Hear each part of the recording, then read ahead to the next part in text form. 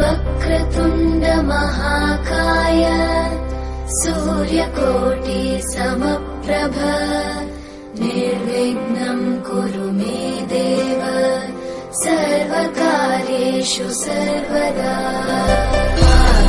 आकाशस्याधिपो विष्णुः अग्निश्चैव महेश्वरी वायो सूर्यक्षितेरिषः जीवनस्य गण।